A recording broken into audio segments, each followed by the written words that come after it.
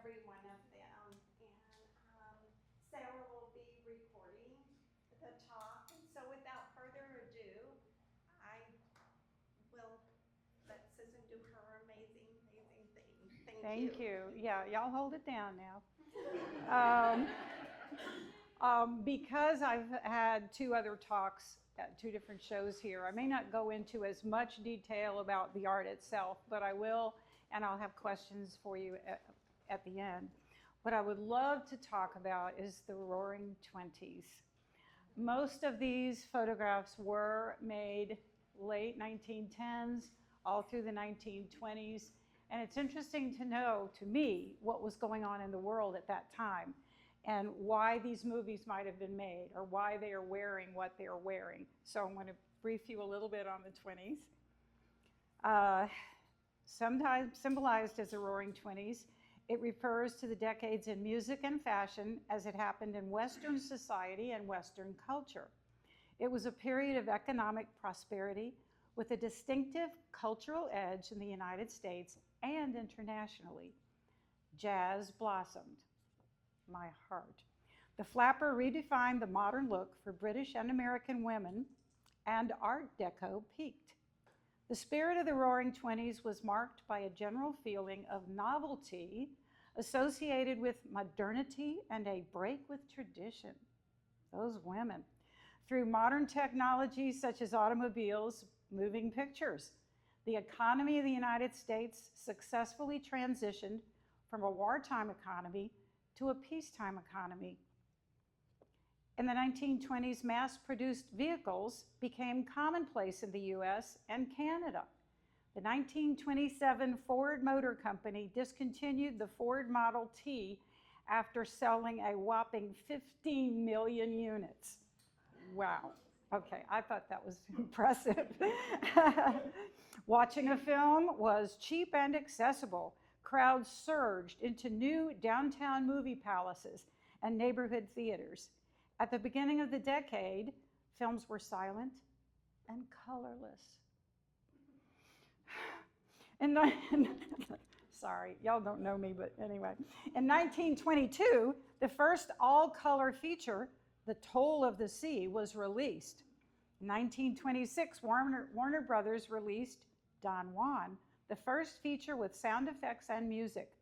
1927, Warner released The Jazz Singer, the first sound feature to include limited talking sequences. Fashion, the bob haircut. So Joan Crawford has short hair, Marion Davies had her hair cut short, Marion Brent, Gloria Swanson, all these gals were really with it. Josephine Baker, whose portrait is in the front entryway, had her slicked down look with her little kiss curls. The styles went mainstream. Hemlines rose and rose and rose to just below the knee, and the little black dress became everything. With radio and media transporting news of the world easily, trends spread quickly. Between two world wars, this era was a reaction of excitement and hope. And I find this time period very, very fascinating. So when I began doing this, I started looking at the silent films. And I just fell in love with them. These women were having to over-exaggerate what they were trying to get across and mouthing things. So that was pretty interesting. And then you'd see it in black and white. You'd see, help. Oh no. So, you have to use your imagination quite a bit. I'm just going to talk briefly about a couple of these that I'm very fond of. AI has made a huge surge in the world. I am online on Facebook with quite a few other colorists who take photographs and add color, and a lot of them are using AI. I have not wanted to do that. All of the things you see on this wall are done not with a paintbrush, because I do restore them in Photoshop, and I add the color in Photoshop, but the restoration process can be very tedious.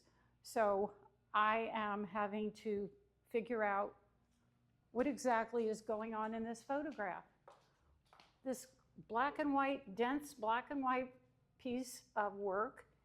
What's happening back here? So I'm able to blow these things up really big and examine them. And I discovered this would have been beaded fringe, little tiny beaded fringe. So I thought, I can do that. But it's teeny, teeny little bitty specks of glitter, and they are applied one little strip at a time.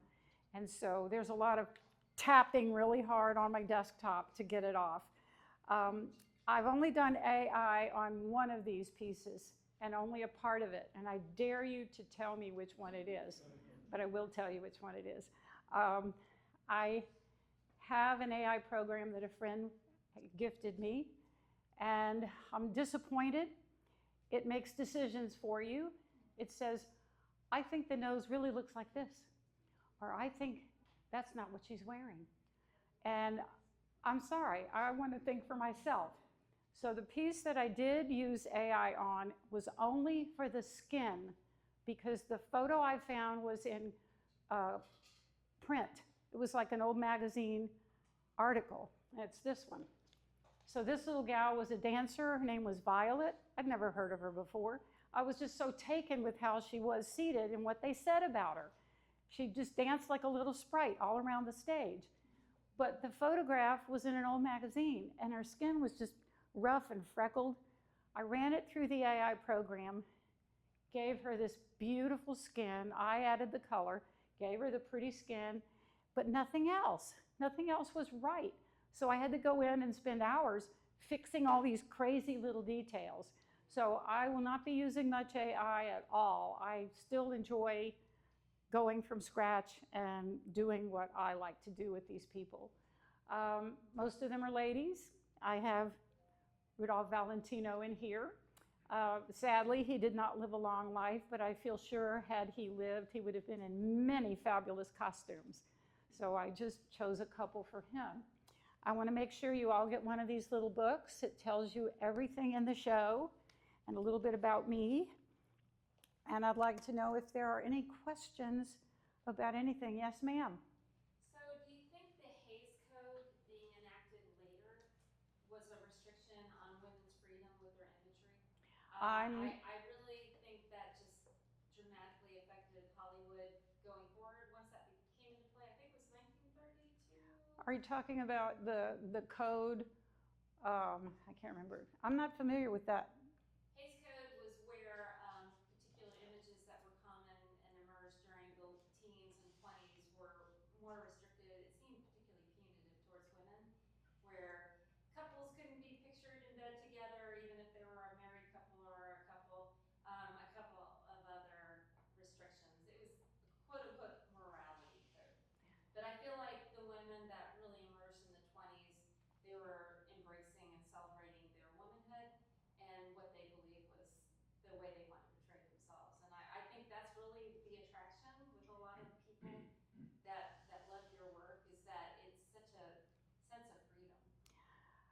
I don't know about that. I do know that a code was enacted because of sexuality in the films, not in still portraits or anything. I think the pictures that were shot by photographers at the time were whatever they wanted.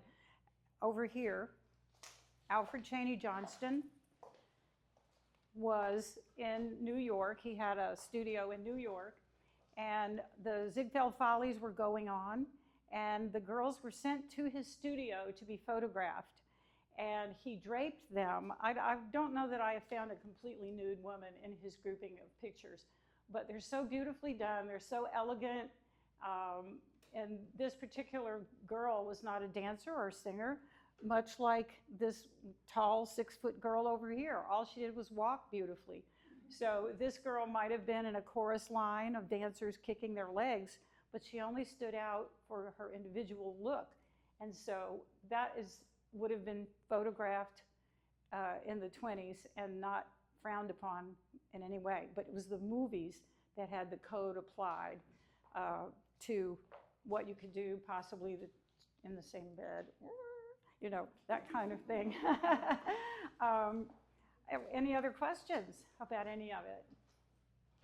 Yeah, okay. What do you listen to or watch or whatever while you're doing this work, all these little pieces? Bill Evans. Bill Evans was a jazz pianist extraordinaire, and his music just is so flawless and beautiful, and most of it's pretty slow and gentle. And I will listen to that. I will also listen to guitarist Julian Bream, classical guitar. A little bit of Edith Piaf sometimes. I'll put her on sometimes, but it can't be too rowdy, not for what I'm doing. I cannot drink coffee when I go upstairs. I can't do that. It's a patient thing to do. It's very patient. Carla, sitting in the front row, knows about that. She also works in little tiny jewels and glitter and things on her art. It's very beautiful. How long does it take you, Susan? It depends on the piece. Sometimes I just go berserk. This one was a berserk. I couldn't stop on this one. Nobody knows who she was exactly, but she dyed her hair red. She was 6 feet tall. She wanted to be a work of art. And this was at one of her parties that she threw in Italy. And this costume is so heavily detailed. And I don't know what I was thinking, because nobody really knows who she is. But anyway, she's got hand painting. All this gold is hand painted. Little tiny pearls, which are flat on the back. No roly-poly pearls for me. Lots of crystals, a lot of hand painting. And so, I don't know, I kept track of I kept track of hours on the very first one I ever did, and it was 13 hours on her dress. And I cannot sit there for 13 hours. About 2 hours and I'm done. I have to go pet my dog or something. But a lot of the times it's such tiny detail work, and I am wearing a big magnifying headpiece. And yeah, so it's hard to know. Yes, ma'am. How do you decide on the background that you add? Some of them you can see the background in the photograph and you've changed it or taken it out completely. Do you have a reason for that? Well, yes. Some of these photographers I'd like to spank because I like, what were you thinking? Dolores Del Rio, which is around the corner here, is a good example. This photograph, what she's wearing is extraordinary. It's a white dress with these big poofy netty things coming off, and she's sitting there. And the photograph of her face, she looks bored as hell. I'm not having it. Dolores Del Rio was astonishing. There's a lamp in the original. There's a lamp behind her and a terrible shadow, and she's sitting on some kind of funky bench. I said, no, no, no. So that's an example of what I felt was improving this. I gave her a gold velvet settee, a Recamier. I put a wallpaper behind her. I glittered her jewelry and everything, but that's an example of what I feel like would have maybe made her feel good, right? I mean, sometimes it's random. Sometimes it's very random what I do. The newsprint behind Violet had to go. So I gave her a draped thing. She appeared in a play, I think it was Kismet, 1915. She mesmerized the audience with her startling originality and her gift for melodic poetry. Isn't the internet interesting? What you can find. So it can be random what I decide to put behind these ladies.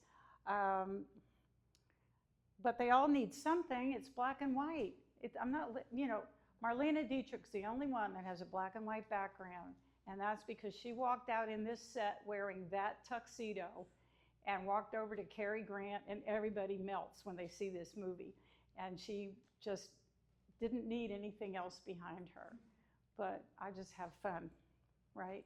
Yes, Pam? I wanted to comment, you were talking about Dolores Del Rio looking bored. Oh, she has a new face, by the way. There are several of these beautiful women who have a much more welcoming attitude in your painting than they had in the picture. And I wanted to thank you for that. And they would thank you as well. Well, I felt Dolores deserved something, and there were so many beautiful pictures of her looking all bright and like ready to take on the world, and Mexico loved her, you know, it's like I just needed to do that. So I gave her a different expression, right? Paul, did you have a question? Oh, yeah, I was curious about the beginning. As you know, I'm a psychic automatist, which means I just start creating art. Did you start this just one day, just boom, I want to do this? Or were you inspired by another artist? Or what got you going on this series? In 1974, when dinosaurs roamed the earth, I took up photography and fell in love with it and had a darkroom for 30-something years. And I began photographing children and babies. And some of the babies I dressed as angels. So they're like 6 months old, barely sitting up. And I put little wings on them and I plop this little halo on their head. Well, I glitter the halo. And the mothers went crazy. They were throwing money at me. Can you believe it? How did I ever quit doing that? Anyway, one of the mothers came and said, can you do this other movie star for me? Can you put glitter and glitzy stuff on her? I said, okay. And then she said, do more, let's do a show. So that's where that began. I had been putting glitter on their little tutus and stuff. So it took off. I did research this to see who was doing this, and I didn't come up with very much that looks like what I do.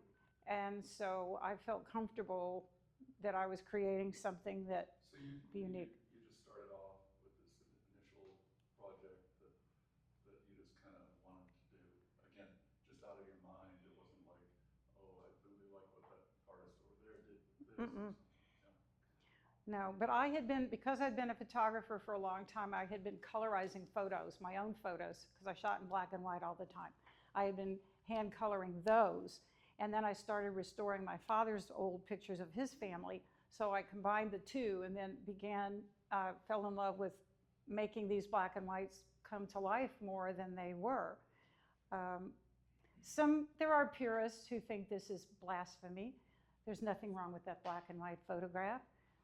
Leave it alone, and you don't need to come here, do you? But anyway, I love doing it. Yes? Which one is your favorite creation here, and why is that? My favorite child. Oh dear. Well, I'm crazy about Violet. I don't know exactly why, but I love so many of them because I have spent so much time with them and finding out who they were. Why was she such an incredible ballerina? She came out of Russia. She toured the world. She was amazing. She was the Firebird. I don't know. It's just very hard to know. If somebody were to say there's a fire, grab one, I'd grab Prudence. I don't know. They're all good. Yes, ma'am. I know you said Photoshop, so that's in a computer. Mm-hmm. And then there's also hand painting and application of paintings. But how does it physically get out of the printer? Do you have a big printer? I do. I do. Highly sophisticated one for all this detail. Well, it's an Epson, and it's large, and I use a velvet fine art paper, which accepts watercolor and accepts all of this process very well. And they come out. Now, I don't have a printer that's this big. I had to have this printed outsourced.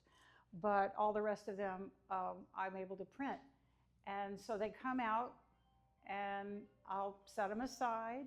And then upstairs, I have a little room, and there's a picture of me in the little book sitting in my little, attic room. And that's when I began to embellish them. So they come out fully colored because I've added color in Photoshop. And they come out with their new background and their new head, their new face. I hope they don't mind. But then I go upstairs and add all this. And then the framing, if you have anything framed recently, it's like, makes you gasp. It's pricey. But I think these girls deserve it. I think they deserve a silk mat. I think they deserve a very expensive frame. I think it sets each one of them off. And it's a finished look, like my earrings or whatever. Any more Is it the same, questions? Oh. framer? I mean, for all of it, or different framing shops? Or do you do it yourself? No, I don't do it myself. I have used various frame shops. Right now I'm using Kurt Youngblood out on Northwest Military. So over the years I've used different framers. But thank you. Yes, ma'am. Have any of the Fiesta Court ever asked you to do? I could see you doing like some of their portraits. That would be fabulous. There are 2 here on tables. There's one on the I'm glad you asked.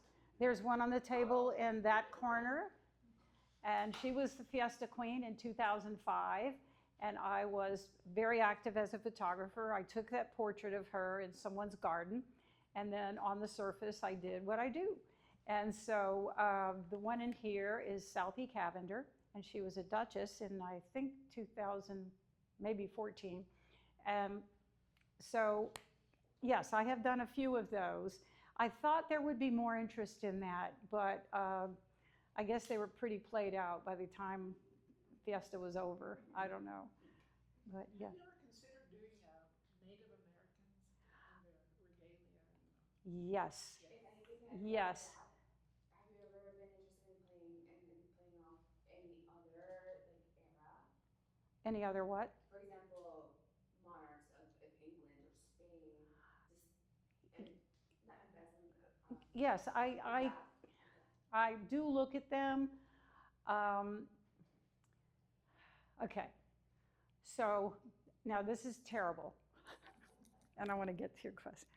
Okay, I don't choose really chubby people, and I don't choose people who may not have an appeal to a lot of people.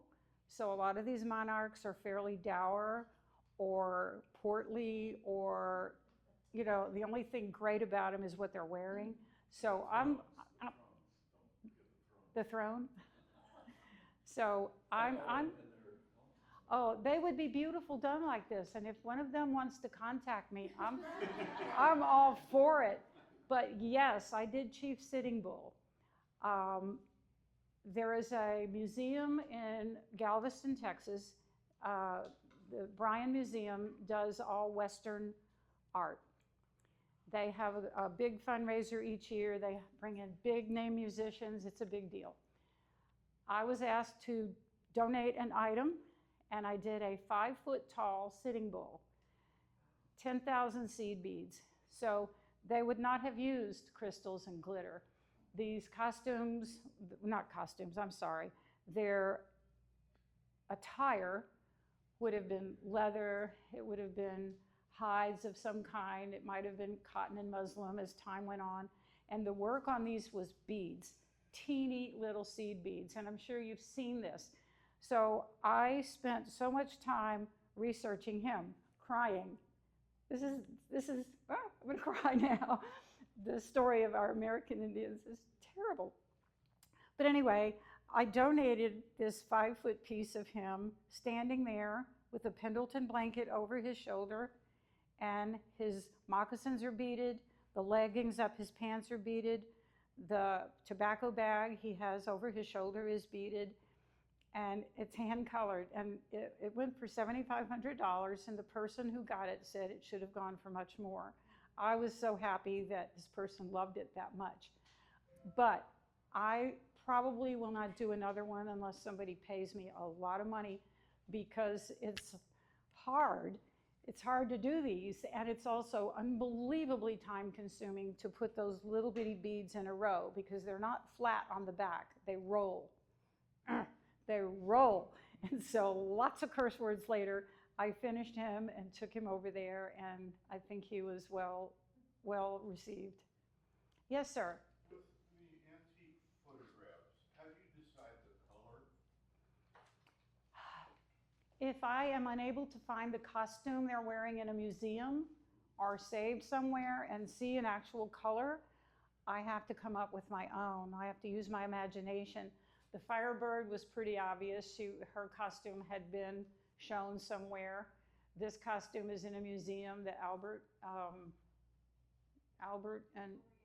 Victoria and Albert Museum in London. But most of them I just have to come up with, and it can be random. If I just did blue and gold on her, I might do all white on her. It speaks to me, I guess, as I go along, and just try to make it feel right for the setting. Yes, ma'am.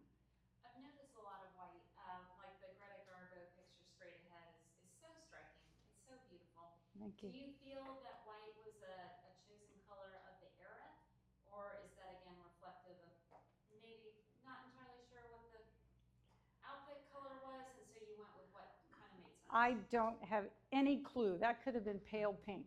That could have been pale yellow or pale. I knew it was pale. I could tell there wasn't a lot of color. But no, I don't think I see more white or really pale things than anything else. But I don't know. And I've watched so many of these films over and over again. And they're just remarkable. And this whole period was pretty fascinating, given what they had just come out of from 1917 and what they were headed for. 1929 was the stock market crash, I believe, and then stuff. So this is my period. I like this. And I do observe copyright. Someone asked that one time. And so copyright law dictates 95 years from the publication of the photograph, and we are now up to 1930. So I have tried very hard to stay within public domain, and it's a lot of work that's available to do. I can take your grandmother's portrait of her wedding that's wrinkled up and torn in black and white, and I can fix her up. So I also do that. Does your process start with watching the films, or do you have old magazines, or? I don't have, the only thing old in my house is me. I don't have any. I find all that online, but I love watching their movies. And I will watch the movie before I ever touch the photograph that I'm going to work on. I want to see how they moved, what they were wearing, and if the outfit is in that movie, I can find it. But it's just such an interesting genre, I guess, the silent films. Some I could watch over and over. I could watch every year. And then some once is enough. Yes, ma'am. So before Photoshop days, back in the olden days, when you were hand coloring, did you use oil paint or what? I started off with well, they were called Marshall's oils. They were photo oils. They weren't your typical oils that you paint with. And so they were sheer, so you could still see the photo through it. So I tried that, and I thought, I'm not waiting for this to dry. Are you kidding? So then I switched over, and I tried pencils, and that was taking forever. The ultimate thing was, and because I was photographing children and babies, these were very simple portraits, a lot of times with a white backdrop that I photographed. And it's a very simple picture. The baby is sitting there with a little drape over their diaper, little bitty wings that I made, and a little halo. And they could be crying or screaming, whatever, but they were still cute. And so it was simple for me to add color, and I chose pastels. So I would, get a bunch of pastel off on a rough piece of paper, and with my fingers, much like you might apply makeup, I would put a little bit on the cheeks. And the paper I used at the time was super smooth, and it accepted this. This paper will not accept this. So I would just apply it like that, and I would create a sky with clouds behind them. And then with a tiny pencil, I would give them eye color.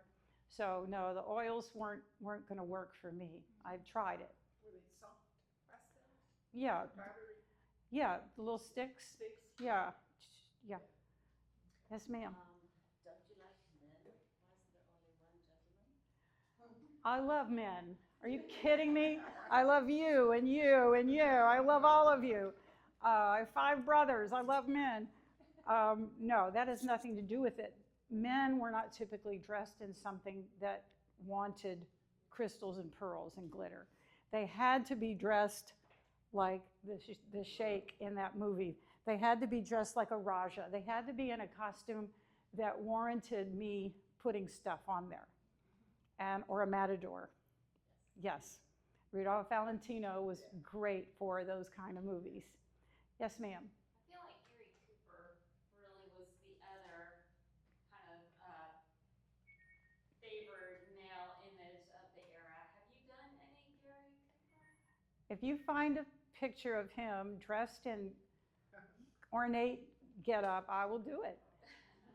I don't think that was his. I look for that. Believe me, I've tried to find as many as I can, and there's. Where do you look? Sorry to interject, but where are your particular favorite sources for the imagery you use? Wait, say it again. What destinations do you go to again and again to find these images? Okay, so if I'm Googling something, I will type in actresses 1920, actors 1920, dancers 1920, and then I go from there. And some of my pieces, I don't have one here right now, went back to 1880. I think Paul has one of my pieces from 1880. A photograph was made of a beautiful photograph of an actress appearing to look through a curtain on a stage. She's peeking through, and behind her back she has this huge dagger. And it's great, and that's from 1880. And so I will find them online, and that's perfect. I have to turn down a lot because they will not blow up very well. They don't appeal to me, whatever, or they're too similar to something I've done. A lot of random stuff. Anything else? Well, thank you very much for coming, and thank you. And our show is here. We are here, until June 13th. We will have a wind down on June what? June 7th? 5th? June the 5th? Next Friday. Is a Friday? Yeah, next Friday, right? We'll have a wind down here, so come and see them. Bring your friends that might appreciate this. And then the show does close on the 13th. So thank you, ladies. Thank you. Susan, it was wonderful. Oh, Thank thank you. you.